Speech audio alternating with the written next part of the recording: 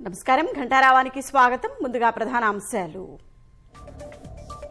భద్రాచలంలో గోదావరికి పూజ చేసిన ముఖ్యమంత్రి. వంతెనపై నుంచి పరిసరాలను పరిశీలించిన కేసీఆర్.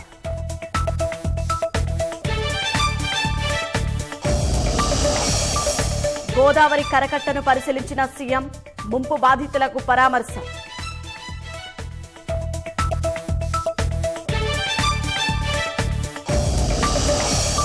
భద్రాచలం కాళేశ్వరం వద్ద తగ్గిన గోదావరి ప్రవాహం. మేడిగడ్డ పంప్హౌస్ నుంచి వరద నీరు తొలగింపు.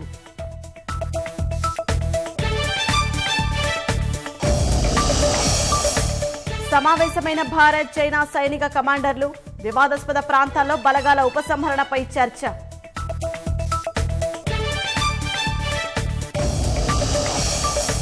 సింగపూర్ ఓపెన్ టైటిల్ సాధించిన పీవీ సింధు. చైనా షట్లర్ వాంగ్ షీపై విజయం.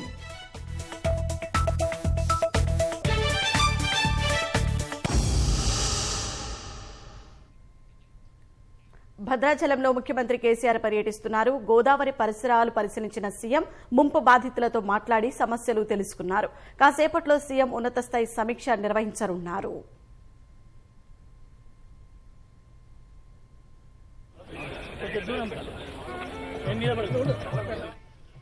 గోదావరి వరద ప్రభావిత ప్రాంతాల్లో ఏరియల్ సర్వే నిర్వహించేందుకు శనివారం సాయంత్రం హన్మకొండలోని కెప్టెన్ లక్ష్మీకాంతరావు నివాసానికి వచ్చిన సీఎం నేడు భద్రాచలంలో పర్యటిస్తున్నారు. ఉప్పొంగి ప్రవహిస్తున్న గోదావరి నదికి తొలుత సీఎం శాంతి పూజలు నిర్వహించారు. అనంతరం వంతెనపై నుంచి గోదావరి పరిసరాలను సీఎం పరిశీలించారు. గోదావరి కరకట్టను పరిశీలించిన సీఎం కేసీఆర్ వరద వివరాలను అడిగి తెలుసుకున్నారు. ఆ తర్వాత భద్రాచలంలో పునరావాస కేంద్రాన్ని సీఎం పరిశీలించారు. పునరావాస కేంద్రంలో వరద బాధితులతో మాట్లాడి సమస్యలు అడిగి తెలుసుకున్నారు.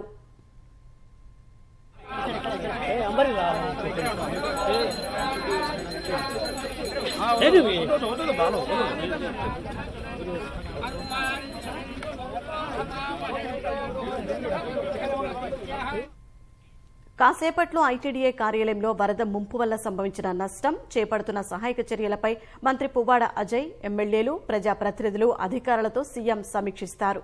రేపు ఎస్ఆర్ఎస్పీ, కడెం, కాళేశ్వరంలోని వరద బాధిత ప్రాంతాల్లో సీఎం ఏరియల్ సర్వే చేస్తారు.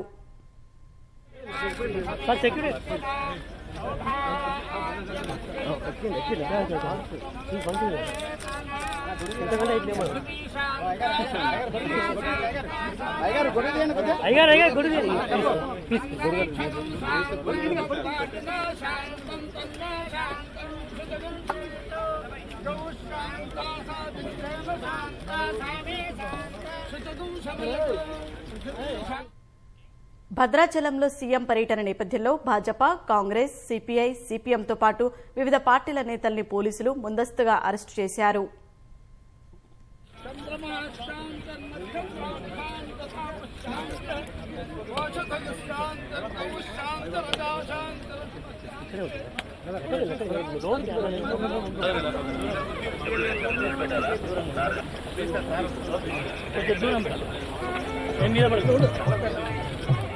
మీద పడకండి సార్, ప్లీజ్.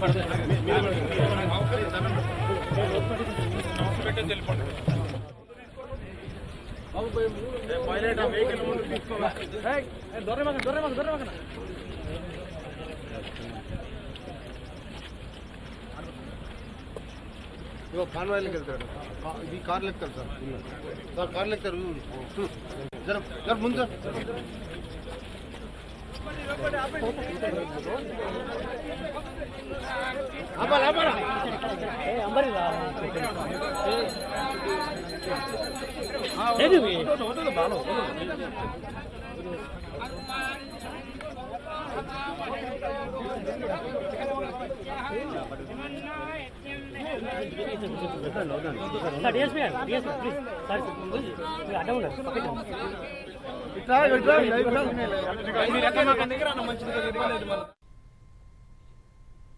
వరద ముంపు బాధితుల సమస్యల్ని ప్రభుత్వం దృష్టికి తీసుకెళ్తారని గవర్నర్ తమిళసై తెలిపారు.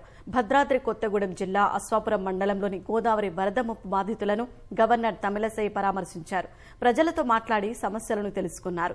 అనంతరం అశ్వాపురంలో ఎస్కేటీ ఫంక్షన్ హాల్లో ఏర్పాటు చేసిన పునరావాస కేంద్రాన్ని సందర్శించి బాధితులకు మందులు, ఆహార పదార్థాలు పంపిణీ చేశారు. వరద ముంపు గ్రామాల్లో శాశ్వత పరిష్కారం కోసం వారి సమస్యలను ప్రభుత్వం దృష్టికి తీసుకెళ్తారని గవర్నర్ తెలిపారు. ఈ సాయంత్రం వరకు గవర్నర్ పర్యటన కొనసాగనుంది.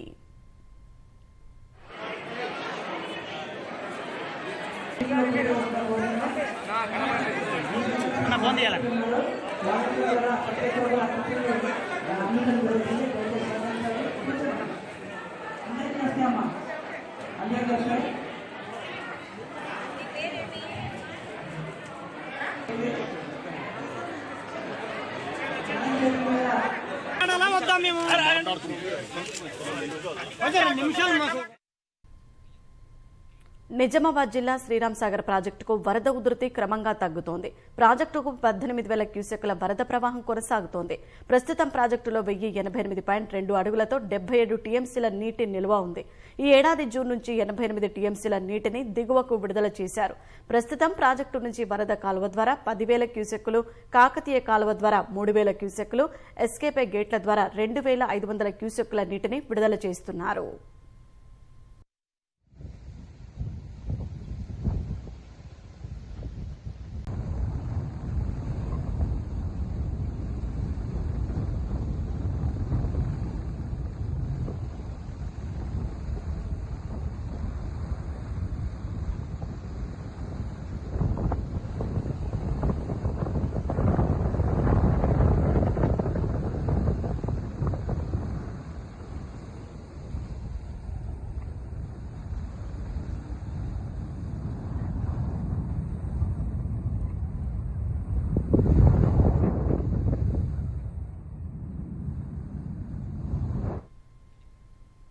కర్ణాటకను వర్షాలు ముంచెత్తుతున్నాయి. ముఖ్యంగా ఉత్తర కన్నడ జిల్లాలో కురుస్తున్న భారీ వానలకు పలుచోట్ల రోడ్లు తెగిపోయి రాకపోకలకు అంతరాయం ఏర్పడింది.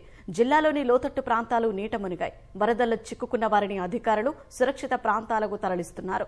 ప్రాజెక్టులోకి భారీగా వరద నీరు చేరడంతో గేట్లు ఎత్తి దిగువకు విడుదల చేస్తున్నారు. పంట పొలాల్లోకి భారీగా వరద నీరు చేరుతుండటంతో రైతులు తీవ్ర ఆందోళన చెందుతున్నారు.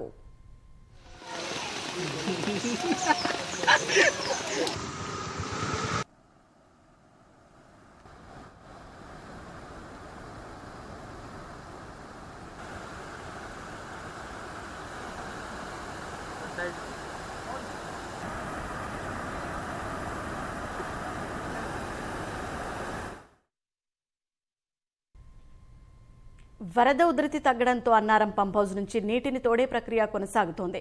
భారీ మోటార్లను ఉపయోగించి నీటిని తోడుతున్న అధికారులు మొత్తం ప్రక్రియ పూర్తి చేసేందుకు మరికొన్ని రోజులు పడుతుందని చెబుతున్నారు. ఆ తర్వాత మోటార్లను బయటికి తీసి పరీక్షిస్తారు. ఇంకా మేడిగడ్డ జలదిగ్బంధంలోనే ఉన్నందున అక్కడి నుంచి నీటిని తొలగించే ప్రక్రియ చేపట్టేందుకు మరికొద్ది రోజులు పట్టే అవకాశం ఉంది. రికార్డు స్థాయిలో వరద నమోదు గల కారణాలను కేంద్ర జల సంఘం విశ్లేషిస్తోంది. భారీ వరదకు మురిగిన కాళేశ్వరం పంప్హౌస్లను పునరుద్ధరణ చర్యలతో పాటు భవిష్యత్తులో మళ్లీ అలా జరగకుండా ఏం చేయాలన్న అంశంపై నీటిపారుదల శాఖ కసరత్తు ప్రారంభించింది. గోదావరికి ఆగస్టు నుంచి అక్టోబర్ మధ్యలో భారీ వరద ఉంటుంది. కానీ ఈ ఏడాది అనూహ్యంగా జులై 2వ వారంలో గతంలో ఎన్నడూ లేని విధంగా వచ్చిన వరదతో మేడిగడ్డ, అన్నారం పంప్హౌస్లు నీట మునిగాయి. అన్నారం వద్ద పంప్హౌస్ కొంత లోతట్టు ఉన్నా గతంలో వచ్చిన గరిష్ట వరద కంటే ఎత్తులోనే మేడిగడ్డ ఉంది. అయినా రెండూ నీట మునిగాయి. అన్నారం వద్ద మట్టికట్ట కొట్టుకుపోతే మేడికట్ట వద్ద కొంతమేర కాంక్రీట్ దెబ్బతింది. పైనుంచి వచ్చిన నీటితోనే పంప్హౌస్ మునిగినట్లు ఉన్నతాధికారులకు ఇంజనీర్లు వివరించారు. స్థానికంగా కురిసిన భారీ వర్షంతో వాగులు, వంకలు నదిని తలపించాయి. కాళేశ్వరం వద్దనే 30 సెంటీమీటర్ల వర్షం నమోదైనట్లు సంబంధిత వర్గాలు తెలిపాయి. ఈ తరుణంలో పంప్హౌస్ల పునరుద్ధరణకు తక్షణ చర్యలు చేపట్టడం సహా మరోసారి భారీగా వరద వచ్చినా నష్టం వాటిల్లకుండా చూడటంపై ప్రభుత్వం ప్రధానంగా దృష్టి సారించనుంది. అన్నారం పంప్హౌస్లో శుక్రవారం రాత్రి నుంచే డీవాటరింగ్ చర్యలు చేపట్టారు. అందుకోసం 3 150 హెచ్పీ మీటర్లు, 3 75 హెచ్పీ మీటర్లు, 2 50 హెచ్పీ మీటర్లు వినియోగిస్తున్నారు. 70 అడుగుల నీటికి తొలి రోజు 10 అడుగులు తోడినట్లు ఇంజనీర్లు తెలిపారు. మేడిగడ్డ పంప్హౌస్లో డీవాటరింగ్ చేసే పరిస్థితి లేదు. నీటి ప్రవాహం మరింత తగ్గాకనే చేపట్టాల్సి ఉంటుంది.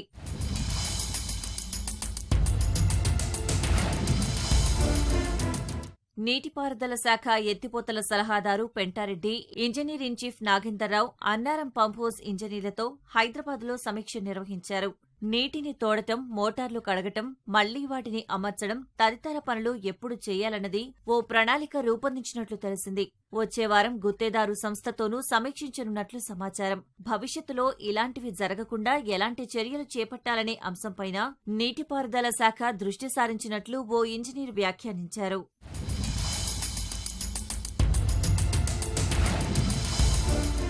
ప్రాణహితపై గూడెం వద్ద ఉన్న కేంద్ర జలసంఘం గేజింగ్ స్టేషన్లో 100 మీటర్ల మట్టం నమోదు కాగా మేడిగడ్డ వద్ద 102 మీటర్లు నమోదైంది.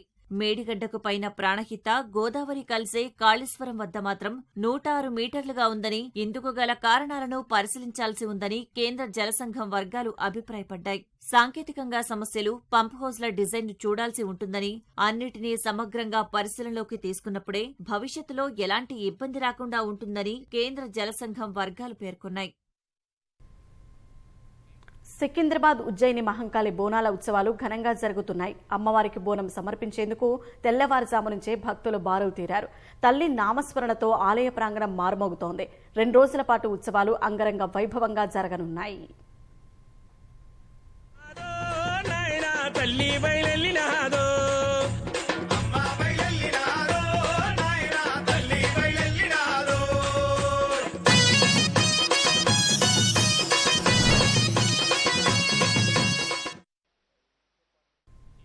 ఉజ్జయిని మహంకాళి అమ్మవారి ఉత్సవాలు ఘనంగా ప్రారంభమయ్యాయి. తెల్లవారుజామున అమ్మవారికి మహాహారతి, కుంకుమ, పుష్ప అర్చనలు నిర్వహించారు. శాఖలు సమర్పించి విశేష నివేదన చేశారు. మహంకాళి అమ్మవారి దర్శనానికి భక్తులు పోటెత్తారు. మంత్రి తలసాని శ్రీనివాస్ యాదవ్ కుటుంబ సభ్యులతో కలిసి తొలి బోనం సమర్పించారు. రైతులు పాడి పంటలతో సమృద్ధిగా ఉండాలని అమ్మవారిని ఆకాంక్షించారు. రాజకీయాలకు అతీతంగా అందరినీ ఆహ్వానించామని తెలిపారు. ఆలయానికి వచ్చే భక్తులు ఇబ్బందులు లేకుండా ఏర్పాట్లు చేశామని మంత్రి తలసాని వెల్లడించారు.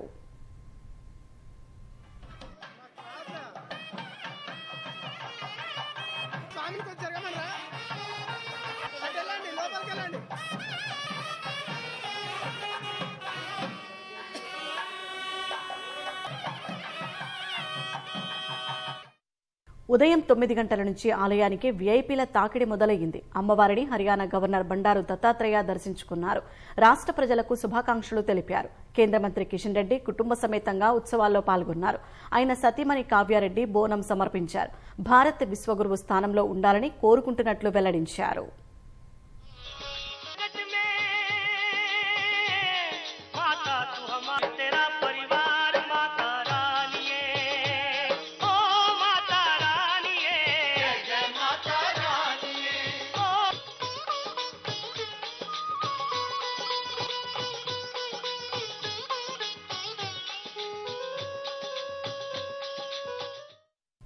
ఎమ్మెల్సీ కవిత ఆధ్వర్యంలో 2000 మందితో బోనాల ర్యాలీ నిర్వహించారు.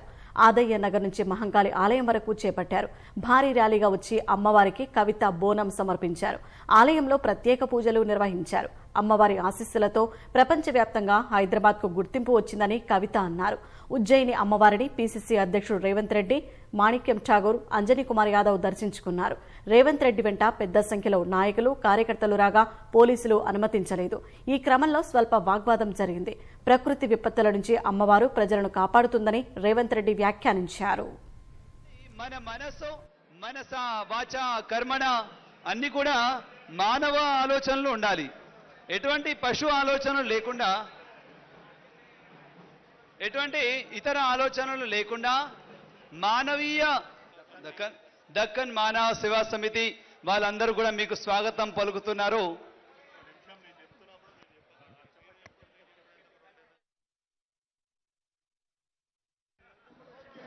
ధన్యవాదాలు శర్మ గారు.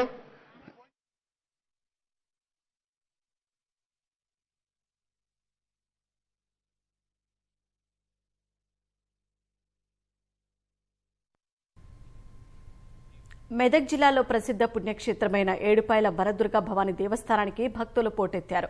ఆషాఢమాసంలో ఆదివారం అంటే అమ్మవారికి ప్రీతిపాత్రం. ఆషాఢమాసం మొదటి ఆదివారం వివిధ రకాల పూలతో పుష్పాలంకరణ, 2వ ఆదివారం శాకాంబరి దేవిగా, 3వ ఆదివారం ఫలం అంబారిగా అమ్మవారిని అలంకరించారు. ఉదయాన్నే ఆలయ అర్చకులు అమ్మవారికి కుంకుమార్చన, సహస్రనామార్చన, అభిషేకం చేసి ప్రత్యేక పూజలు నిర్వహించారు. అమ్మవారి దర్శనానికి భక్తులు పోటెత్తారు.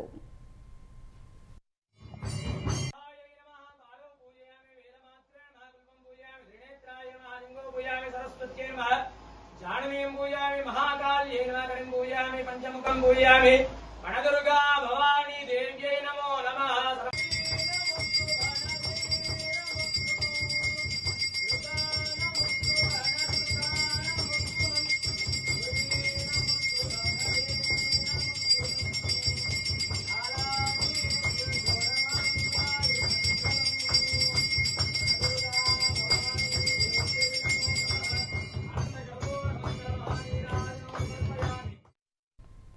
జమ్మూ కశ్మీర్లో మరోసారి డ్రోన్ సంచారం కలకలం రేపింది. సాంబా జిల్లాలోని మంగుచ గ్రామంలో అర్ధరాత్రి డ్రోన్ సంచరించినట్లు స్థానికులు పోలీసులకు సమాచారం అందించారు.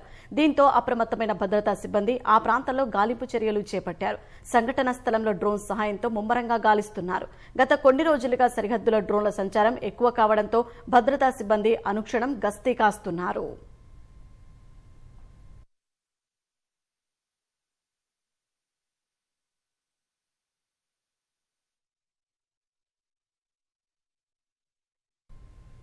షార్జా నుంచి హైదరాబాద్ బయలుదేరిన ఇండిగో విమానం సాంకేతిక లోపంతో పాకిస్తాన్లో అత్యవసరంగా ల్యాండింగ్ అయింది. సాంకేతిక లోపాన్ని ముందే గుర్తించిన పైలట్ ముందు జాగ్రత్తగా విమానాన్ని కరాచీ విమానాశ్రయానికి దారి మళ్లించినట్లు ఇండిగో తెలిపింది.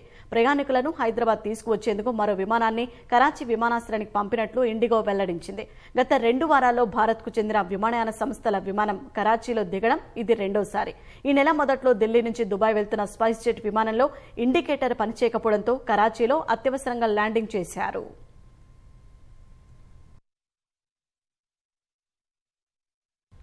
దేశంలో కరోనా ఉధృతి ఏమాత్రం తగ్గడం లేదు. కొత్తగా శనివారం ఉదయం 8 గంటల నుంచి ఈ ఉదయం 8 గంటల వరకు దేశంలో 20,528 కోవిడ్ కేసులు వెలుగు చూశాయి. వైరస్ ధాటికి మరో 49 మంది బలయ్యారు. దేశంలో ప్రస్తుతం యాక్టివ్ కేసుల సంఖ్య 1,43,449కి చేరింది. రోజువారీ పాజిటివిటీ రేటు 5.23% ఎగబాకింది. వైరస్ నుంచి మరో 17,790 మంది బాధితులు కోలుకున్నారు. దేశంలో ఇప్పటి వరకు 199.98 కోట్ల కరోనా టీకా డోసులు పంపిణీ చేసినట్లు కేంద్ర ఆరోగ్య శాఖ వర్గాలు తెలిపాయి.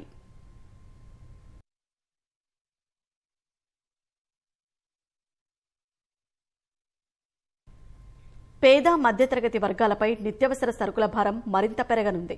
ఇటీవల జరిగిన జీఎస్టీ భేటీలో తీసుకున్న నిర్ణయం మేరకు పాలు, మజ్జిగ తదితరాలపై 5% పన్ను విధించనున్నారు. చెక్కుల జారీ సహా హోటల్ గదుల అద్దెలు, ఎల్ఈడీ లైట్ల ధరలు ప్రియం కానున్నాయి. పెట్రోల్, డీజిల్ సహా పెరిగిన నిత్యావసర వస్తువుల ధరలతో సతమతమవుతున్న సామాన్యుడిపై మరో పిడుగు పడనుంది. జూన్ 28, 29న చండీగఢ్లో జరిగిన జీఎస్టీ మండలిలో తీసుకున్న నిర్ణయం మేరకు ఈ నెల 18 నుంచి మరికొన్ని నిత్యావసర వస్తువుల ధరలు పెరగనున్నాయి. ప్యాక్ చేసిన పెరుగు, మజ్జిగ, లస్సీ, పన్నీర్ తదితరాలపై 5% జీఎస్టీ విధించనున్నారు. ఆయా వస్తువులపై ఇంతకుముందు ఇన్పుట్ ట్యాక్స్ ప్రయోజనం ఉండగా ఇప్పుడు తొలగించనున్నారు. ప్యాక్ చేసిన బియ్యం, గోధుమలు, పిండిపై కూడా ఇన్పుట్ ట్యాక్స్ ప్రయోజనం దూరం కానుంటంతో వాటి ధరలు పెరగనున్నాయి. చెక్కుల జారీకి బ్యాంకులు వసూలు చేసే ఫీజుపై జీఎస్టీ 18% పెరగనుంది. ఎల్ఈడీ లైట్లు, ల్యాంపులపై ఇప్పటి వరకు విధిస్తున్న 12% జీఎస్టీ ఇప్పుడు 18% చేరనుంది. ఐసీయూలు మినహా ఆస్పత్రుల్లో 5,000 రూపాయలకు మించిన గది అద్దెపై ఇప్పటి వరకు పన్ను మినహాయింపుండగా ఇప్పుడు 5% జీఎస్టీ విధించనున్నారు. రోజుకు 1000 లోపు ఉండే హోటల్ గది అద్దెపై కూడా 12% పన్ను వసూలు చేయనున్నారు. అయితే కొత్త పన్ను రేట్ల భారం వినియోగదారులపై పట్టానికి కాస్త సమయం పట్టొచ్చని మార్కెట్ నిపుణులు అంటున్నారు.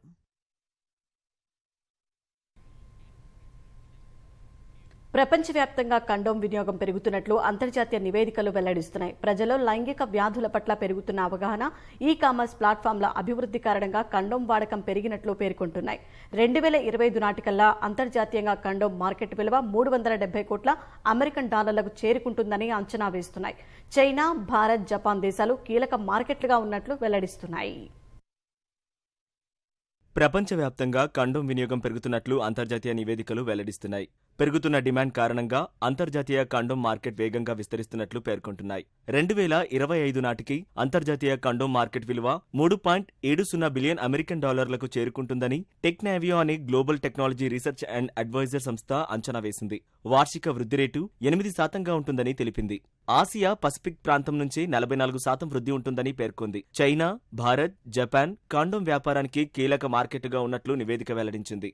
లైంగిక అంటువ్యాధుల పట్ల ప్రజల్లో అవగాహన పెరగడం, వివిధ రకాల బ్రాండ్లు అందుబాటులో ఉండడం మార్కెట్ విస్తరణకు కారణమని పేర్కొంది. ఈ కామర్స్ వేదికలు అభివృద్ధి చెందుతుండటం కూడా కాండోమ్ మార్కెట్ పెరుగుదలకు కారణమని అభిప్రాయపడింది. మార్కెట్లో పోటీ పెరుగుతున్న నేపథ్యంలో వేగవంతమైన సరఫరా, మాస్ కస్టమైజేషన్, పర్సనలైజేషన్ వంటి వ్యూహాలపై కాండోమ్ తయారీ సంస్థలు దృష్టి సారించాలని సూచించింది. వినియోగదారులు గోప్యతతో షాపింగ్ చేయడం కోసం కాండోమ్ ప్రొవైడర్లు ప్యాకింగ్పై దృష్టి పెట్టాలని సూచించింది.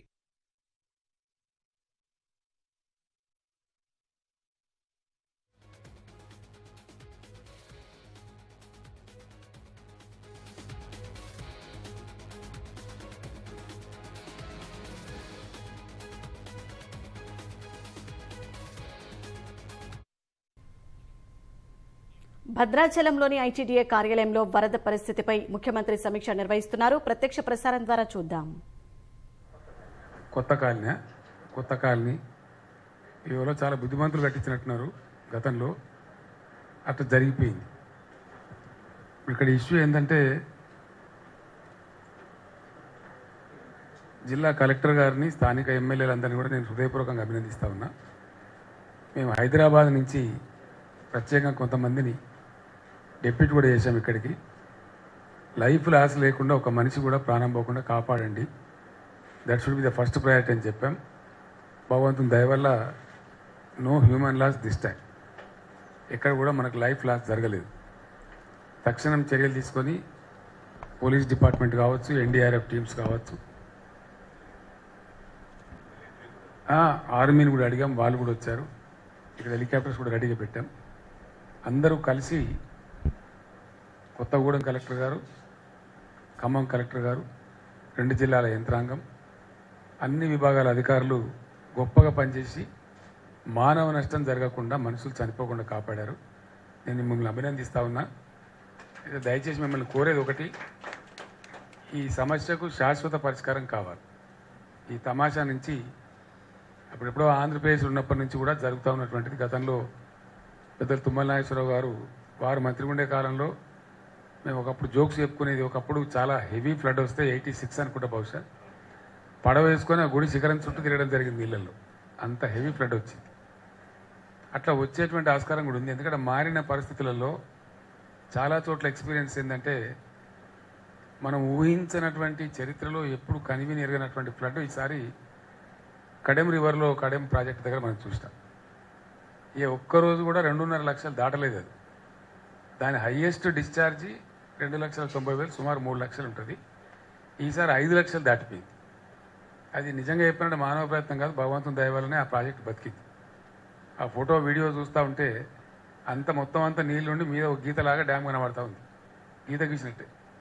అట్లాంటి పరిస్థితులలో అది మనం ఏదో దక్కించుకోగలిగినాం. కానీ అట్లా క్లౌడ్ బర్స్ట్ అనేది ఒక కొత్త పద్ధతి ఏదో వచ్చింది. దీని మీద ఏదో కొన్ని కుట్రలు ఉన్నాయని కూడా చెప్తా ఉన్నారు. ఎంతవరకు కరెక్ట్ తెలియదు. కొన్ని ఇతర దేశాల వాళ్ళు కావాల్సుకొని మన దేశంలో అక్కడక్కడ క్లౌడ్ బర్స్ట్ చేస్తూ ఉన్నారు. గతంలో ఒకసారి కాశ్మీర్ దగ్గర లద్దాఖ్లో, లేహ్లో చేశారు. ఆ తర్వాత ఉత్తరాఖండ్లో చేశారు. ఈ మధ్య గోదావరి పరివాహక ప్రాంతం మీద కూడా చేస్తున్నారని మనకు ఒక గ్లూమీగా వచ్చినటువంటి సమాచారం. ఏమైనప్పటికీ వాతావరణంలో సంభవించేటువంటి మార్పుల వల్ల ఇట్లాంటి ఉత్పాతాలు వస్తుంటాయి. కాబట్టి ఈ సందర్భాలలో మనం ప్రజలను కాపాడుకోవాల్సిన అవసరం ఉంటుంది. అందులో ఇక్కడ భద్రాచలంలో, బూర్గంపాడులో దాదాపుగా 25,000 మంది ప్రజలని, 7,274 కుటుంబాలని జిల్లా యంత్రాంగం సక్రమంగా అనేక రిహాబిలిటేషన్ క్యాంపులకు తరలించారు. ఇందులో అందరూ కూడా పనిచేశారు. నేను అన్ని శాఖల వాళ్ళని అభినందిస్తా ఉన్నా. ఐజీ నాగిరెడ్డి గారిని కోరుతా ఉన్నా, దయచేసి ఇంకో 2-3 డేస్ టోటల్ ఇది అయ్యేంత వరకు ఈ కొత్తగూడెం కానీ ఈ పరిసరాలతో మరి మీరు క్యాంప్ వేసి, నేను ఏటూరు నాగరం వెళ్ళాలి ఇక్కడి నుంచి. ఆ బూర్గంపాడు సైడ్ కూడా ఒక రౌండ్ తిరిగి అసలు ఎట్లా ఉంది పరిస్థితి. Shaini also I request you, please go to Hanumantharao, commissioner Panchayati Raj, all of you team, as I leave for Eturu Nagaram now, please go to those villages. అక్కడ కూడా చాలా విలేజెస్ ఎఫెక్ట్ అని చెప్పారు. పినపాక ఎమ్మెల్యే గారేమో ఆయన దాదాపుగా రకరకాలు కలిపి 35-40 గ్రామాల వరకు మాకు కూడా ఇబ్బంది వచ్చిందని చెప్తా ఉన్నారు. అంటే ఈ ఇన్సెసెంట్ రైల్ ఫాల్ ఉన్నప్పుడు, అంటే నిరంతరాయంగా కురిసేటువంటి వర్షపాతం ఉన్నప్పుడు వచ్చే ఉత్పాతం ఏందో ఇప్పుడు పరిస్థితి మనకు చెప్తా ఉంది. ఇంకొక మాట కూడా స్థానిక అధికారులందరూ కూడా, జిల్లా కలెక్టర్లతో పాటు నా రిక్వెస్ట్ ఏంటంటే, వాతావరణ శాఖ వాళ్ళు, కొన్ని ప్రైవేట్ వాతావరణ యాప్స్ వాళ్ళు చెప్పేదాని ప్రకారం ఈ నెల 29th వరకు ఇదే పద్ధతిలో ప్రతిరోజు వర్షం ఉంటుందని చెప్తా ఉన్నాను. సో వీ కెన్ ఎక్స్పెక్ట్ ఇప్పుడు ప్రమాదం తప్పిపోయినట్టు కాదు. ఈ క్యాంపులలో ఉండే వాళ్ళని కూడా మళ్ళీ ఏదో ఆదరాబాదరకు పంపించకండి, మనం చూసుకోవాల్సిన అవసరం ఉంటుంది. ఈ కుటుంబాలు ఎవరైతే ఉన్నారో వీళ్ళందరికీ కూడా ఇప్పుడు తక్షణ సాయంగా ఒక 10,000 రూపాయలు ప్రతి కుటుంబానికి కూడా వాళ్ళకి ఇస్తాం. అదేవిధంగా వాళ్ళంతా సర్దుకొని పాపం మళ్ళీ ఇబ్బందులు పడతారు కాబట్టి ఈ 10,000 రూపీసే కాకుండా నెక్స్ట్ 2 months వాళ్ళకి ఈచ్ ఫ్యామిలీకి ఒక 20 kgs చొప్పున ఫ్రీ రైస్ కూడా వాళ్ళకి ఇస్తాం. ఆ రకం కూడా కొంత వాళ్ళకి సహాయపడే అవకాశం ఉంటుంది, అది చేసుకుంటాం. ఇంకొక మాట ఏంటంటే ఈ సందర్భంగా నేను మనవి చేసేది భద్రాచలం ప్రజలకి, ఇక్కడున్న పినపాక నియోజకవర్గం, భద్రాచలం నియోజకవర్గానికి శాశ్వతంగా ఈ సమస్య మనకు పోవాలి. దానికి మార్గం గురించి మేము ఇప్పుడే ఆలోచిస్తూ ఉన్నాం. నేను మన చీఫ్ సెక్రటరీ గారిని ఇప్పుడే రిక్వెస్ట్ చేశాను, స్థానిక మంత్రివర్యుల వారు కూడా చెప్పాను.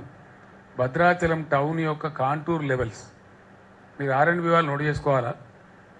I request the district collector also to note the contours of Bhadrachalam towns in toto may be taken. మనం కొంచెం మంచి ఉన్నత స్థాయి గంగా నది ఫ్లడ్స్ బీహార్లో కానీ ఇతర ప్రాంతాల్లో ఎక్కడైతే పర్మనెంట్గా వస్తున్నాయో అక్కడ కొంతమంది IIT ప్రొఫెసర్స్ వెళ్ళి కొంత రిలీఫ్ చేశారు. ఆ పద్ధతిలోనే IIT ప్రొఫెసర్స్ కూడా రప్పిస్తాం, CWC వాళ్ళని కూడా రప్పిస్తాం, మన ఎక్స్పర్ట్స్ని కూడా రప్పించి శాశ్వతంగా ఇది పోవాలి. కాబట్టి దానికోసం స్టెప్స్ తీసుకుందాం. నెంబర్ 1. నెంబర్ 2 ఏంటంటే సుభాష్ నగర్, AMC కాలనీ, ఇంకేదో కొత్త కాలనీ ఇవన్నీ కలిసి సుమారు ఒక 1500 నుంచి 2000 పైచీలకు ఇల్లులు ఉన్నట్టున్నాయి. వాళ్ళ కోసం కూడా నేను రెండోబడి లోకల్ మినిస్టర్ గారిని, కలెక్టర్ గారిని కోరేది ఏంటంటే అక్కడ వాళ్ళు ఉండటం, ఆ గతంలో పోసిన కరకట్ట స్లూయిసెస్ ఆ నీళ్ళు ఎదురుదన్నటం రావటం అనేది ప్రతిసారి జరుగుతూ ఉంది. ఆ న్యూసెన్స్ వాల్యూ మనకు ఉండొద్దంటే శాశ్వతంగా వాళ్ళని అక్కడి నుంచి షిఫ్ట్ చేయడమే కరెక్ట్. నేను ఇప్పుడు చాలామందిని ఒక స్కూల్లో ఉన్న రిహాబిలిటేషన్ క్యాంప్ కూడా వెళ్ళాను, వాళ్ళతో పర్సనల్గా నేను ఇంటరాక్ట్ అయ్యాను. వాళ్ళందరూ కూడా సమ్మతం తెలియజేస్తూ ఉన్నారు, మేమంతా షిఫ్ట్ కావడానికి సిద్ధంగా ఉన్నాం సార్, మమ్మల్ని తప్పించండి దయచేసి, ఈ శాశ్వతంగా మాకు ఈ బాధ నివారణ కావాలని కోరుతూ ఉన్నారు. 100% సింగరేణి ప్లస్ ప్రభుత్వం ఇద్దరం కలిసి నేను ఈరోజు అనౌన్స్ చేస్తూ ఉన్నాను, ఒక దాదాపుగా 1000 crores శాంక్షన్ చేసి అటు పినపాక వైపు కానీ ఇటు భద్రాచలం కానీ శాశ్వతంగా ఈ సమస్య నుంచి దూరం అయ్యేటట్టు ఒక ప్రత్యేకంగా 2-3 వేల ఇళ్ల కాలనీ మంచి హైట్ ప్లేస్లో 80-90 ఫీట్ల లెవెల్కి వచ్చినా కూడా ఇబ్బంది లేనటువంటి పరిస్థితికి కాలనీ కూడా ఒకటి నిర్మించాల్సిన అవసరం ఉంటుంది. దాని గురించి కూడా చీఫ్ సెక్రటరీ గారు వెంటనే చర్యలు తీసుకుంటారు. ఈ 10-15 రోజులు దాటితే ఈ ఉత్పాత పరిస్థితి నుంచి మనం బయటపడితే అప్పుడు అధికారులందరూ వస్తారు, సీనియర్ అధికారులను కూడా పంపిస్తాం, ఇంజనీరింగ్ చీఫ్స్ కూడా పంపిస్తాం. దీనికి శాశ్వత పరిష్కారం కూడా వెతుక్కోవాల్సిన అవసరం ఉంటుంది. నేను అనౌన్స్ చేసిన ఈ డబ్బులోనే భాగంగా నేను చీఫ్ సెక్రటరీ గారిని, జిల్లా కలెక్టర్ గారిని, జిల్లా మంత్రి గారిని కూడా కోరేది ఏంటంటే బూర్గంపాడు సైడ్ కూడా సరే పోయిన గ్రామాలు ఆంధ్రాకి పోయి మిగిలిన మనం కాపాడుకోవాలంటే ఏ రకంగా మనం కరకట్ట అక్కడ కూడా కొంత చేసుకున్నట్టయితే ఈ ఇబ్బంది పోతూ అది కూడా చేయాల్సిన అవసరం ఉంటుంది. పైన పినపాక ప్రాంతం కానీ కొంత దుమ్ముగూడెం ప్రాంతంలో కూడా ఆ సీతమ్మ ఉండేటువంటి ఆ పర్ణశాల ప్రాంతం కానీ అక్కడ కూడా కొంత వాటర్ వస్తూ ఉంది. దాని మీద కూడా మనం ఆలోచన చేసుకోవాల్సిన అవసరం ఉంటుంది. శాశ్వతంగా మొత్తం రీచ్లోనే ప్రాబ్లం లేకుండా ఉండేటట్టు డెఫినెట్గా స్టెప్స్ తీసుకుందాం. ఇది గతంలో జరిగినటువంటి కొన్ని ప్రయత్నాల వల్ల కొంతవరకు నివారించగలిగారు, వాళ్ళు మొత్తం తప్పు చేశారు మనం అంటానికి లేదు. కరకట్ట కూడా కరెక్ట్గా లేదు, పంపులు కూడా కరెక్ట్ లేవు, అసలు ఆ గుడి చుట్టూ ఉండే పరిసర ప్రాంతాలు ఏంది అని మనం చూసుకోవాల్సిన అవసరం ఉంటుంది. వాటన్నిటిని కూడా తరోగా ఎగ్జామిన్ చేసి ఈ 1000 crores ప్రాజెక్టులో భాగంగా శాశ్వతంగా పినపాక కానీ భద్రాచలం కానీ వీళ్ళకి లేకుండా చూస్తాం. 2 డైరెక్టర్ ఆఫ్ హెల్త్ శ్రీనివాసరావు గారు ఇక్కడనే ఉన్నారు, వారితో కూడా రిక్వెస్ట్ ఏంటంటే వాటర్ ఎట్లా రిసీడ్ అయితే అట్లా ఎపిడమిక్ ప్రబలేటువంటి అవకాశం ఉంటుంది. కాబట్టి నిరంతరం బ్లీచింగ్ చేయించడం కానీ అవసరమైతే కొద్దిగా స్పెషల్ ఫండ్ తీసుకొని అయినా మీరు CS గారికి ఇండెంట్ పెట్టి కంటిన్యూస్గా బ్లీచింగ్ చేయటం, ఎపిడమిక్ ప్రబలకుండా చూసుకోవటం, దానికి అత్యవసరమైన మందులు పెట్టుకోవటం, ఆ చర్యలు కూడా మీరు తీసుకోవాలి. మీ నిరంతర నిఘా హెల్త్ మినిస్టర్ గారు ఇక్కడ ఉన్నారు, వారికి కూడా నేను రిక్వెస్ట్ చేస్తా ఉన్నా. అవసరమైతే ఇంకొక 2-3 సీనియర్ ఆఫీసర్స్ని డెప్యూటీ చేసి ఆ రకంగా వరంగల్ నుంచి కూడా MGM నుంచి కానీ డాక్టర్ల బృందాలు పెట్టి మీరు వరంగల్, హన్మకొండ 2 జిల్లాల కలెక్టర్ని కూడా రిక్వెస్ట్ చేసినాం, నిన్ననే చెప్పాం. వాళ్ళు ఏటూరు నాగారంలో ఉన్నారు, వాళ్ళ పర్యవేక్షణ. ఇక్కడికేమో ఖమ్మం కలెక్టర్ గారు ఆయన ఉన్నారు, ఆ ఖమ్మం కలెక్టర్ గారు లేరు. You have to avail their support also. మీకు ఎక్కడి నుంచో రారు. ఖమ్మం కలెక్టరేట్కి అనుభవం కూడా ఉంది, సీనియర్ ఆఫీసర్స్ ఉన్నారు అక్కడ, గతంలో భద్రాచలం ఫ్లడ్స్ హ్యాండిల్ చేసినటువంటి ఎక్స్పర్ట్స్ కూడా ఉన్నారు. కాబట్టి I request the chief secretary garu to instruct the collector Khammam to come here ఎందుకంటే खतरा अभी टला नहीं है, अभी 10-15 दिन तक रह सकता है. అందువల్ల health department, police department, Khammam collectorate కూడా సపోర్ట్ కూడా తీసుకొని మనం రిలాక్స్ అయితే మళ్ళీ ప్రమాదం ఉంచుకొచ్చే అవకాశం ఉంటుంది. ఇదేం తప్పినట్టు కనపడటం లేదు. ఎందుకంటే ఇప్పటికిప్పుడు మంత్ ఎండ్ వరకు వర్షాలు భారీగా ఉన్నాయని తెలుస్తూ ఉంది ఒకటి. రెండవది ఏమంటే ఇప్పుడు వచ్చే ప్రమాదం తీవ్రత ఎక్కువ ఉంటుంది. ఇప్పటిదాకా కొంచెం భూమి పీల్చుకునేది నీళ్లు రకరకాలుగా పోయింది, కానీ ఇప్పుడు కురిసే ప్రతి వర్షం చుక్క పరిగెత్తుకొచ్చి గోదావరిలో చేరితే మనకు తెలిసే విషయం. వాగులు వంకలన్నీ పొలుతూ ఉన్నాయి, చెరువులు కుంటలన్నీ నిండినాయి, ప్రాజెక్టులన్నీ నిండినాయి. కాబట్టి వాటర్ వచ్చినట్టే సర్ప్లస్ అవుతుంది. కాబట్టి మళ్ళీ మనకు ప్రమాదం వచ్చేటువంటి ఆస్కారం ఉంటుంది. అందువల్ల మనందరం కూడా అలర్ట్గా ఉండి నంబర్ 1 ప్రయారిటీ హ్యూమన్ లాస్ కాకుండా చూసుకోవటం, నంబర్ 2 ప్రయారిటీలో ఈ శాశ్వత నివారణ చర్యలకు ఏం చేయాలో ఆలోచించుకోవటం, ఈ రెండు చేస్తే బాగుంటుంది. అదే సందర్భంగా మిత్రులు పోడం వీరయ్య గారు, స్థానిక ఎమ్మెల్యే గారు కూడా నాకు కొన్ని పిటిషన్స్ ఇచ్చారు. దుమ్ముగూడెం, చర్ల మండలాలకు సంబంధించి ఇరిగేషన్ సమస్యలు కానీ ఇతర ఇష్యూల గురించి కూడా ఇచ్చున్నారు. డెఫినెట్గా వాటిని కూడా పరిగణలోకి తీసుకొని 100% అవి ఆల్రెడీ ఎగ్జామిన్ చేస్తూ ఉన్నాం. ఇందాక పెద్దలు తుమ్మల నాగేశ్వరరావు గారు చెప్పారు, ప్రగడపల్లి లిఫ్ట్ ఏదైతే ఉందో కంప్లీట్ చేస్తే 2 మండలాలకు సాల్వ్ అవుతుందని చెప్పారు.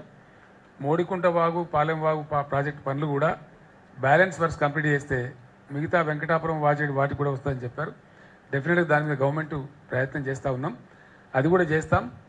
తర్వాత ఈ కరకట్టలు, భద్రాచలం అద్భుతమైనటువంటి ప్రఖ్యాతి వహించినటువంటి పుణ్యక్షేత్రం కాబట్టి దాని గురించి కూడా ఆలోచన చేస్తాం. భద్రాచలం టెంపుల్ని కూడా మరి అక్కడ ఏం చేయాలో ఒకసారి నేను నెక్స్ట్ విజిట్లో నేనే వస్తాను.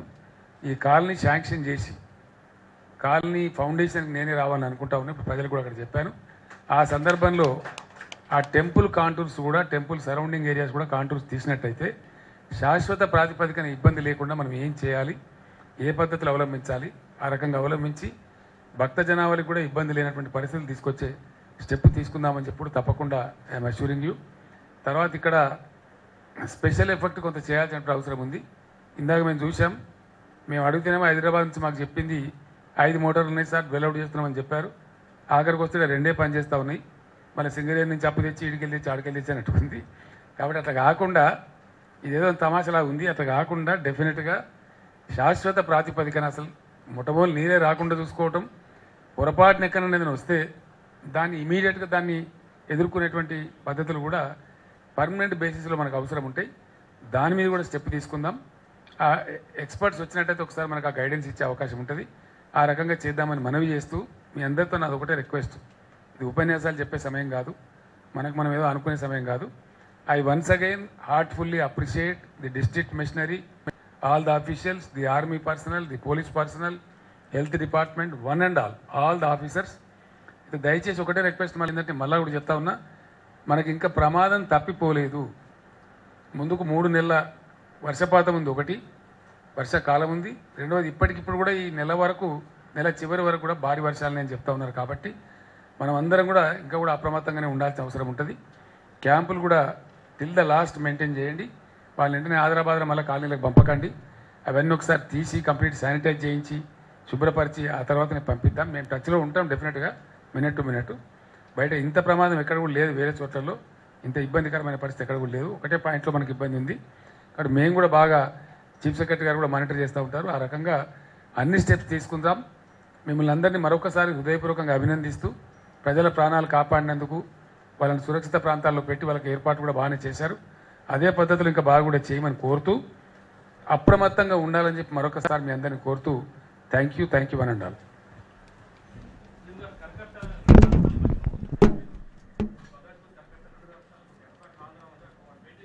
అది మాట్లాడదామి.